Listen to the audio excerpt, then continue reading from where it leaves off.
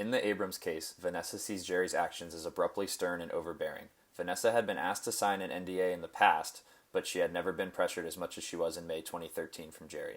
Vanessa didn't understand why Jerry was so insistent on her signing the non-disclosure agreement this time around, because she had been working for him for years prior without one and there had been no issues.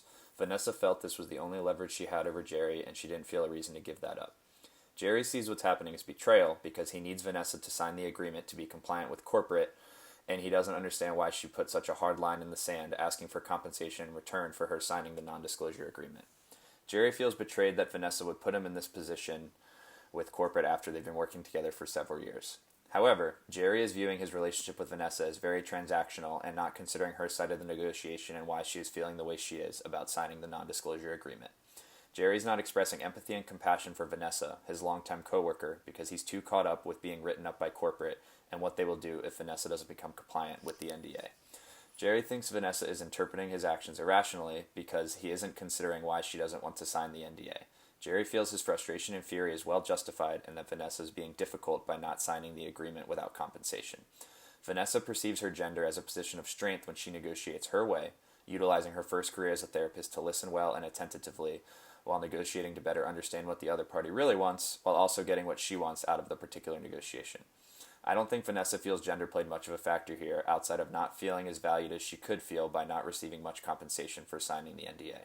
I think Jerry feels gender as a factor because he got so enraged and short-fused with Vanessa. I would argue Jerry was disrespectful to get that angry at a coworker, and I don't think he would have reacted the same way with a male counterpart.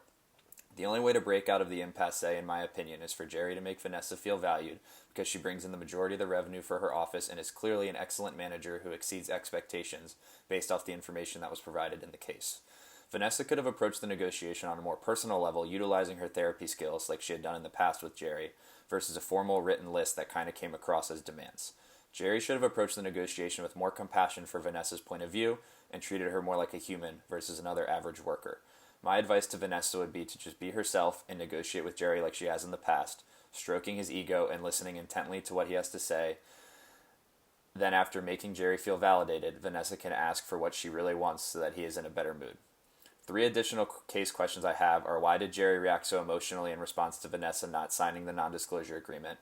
How could Jerry have done a better job separating people, Vanessa, from the problem? And why was Jerry not willing to give Vanessa more of the compensation she was asking for?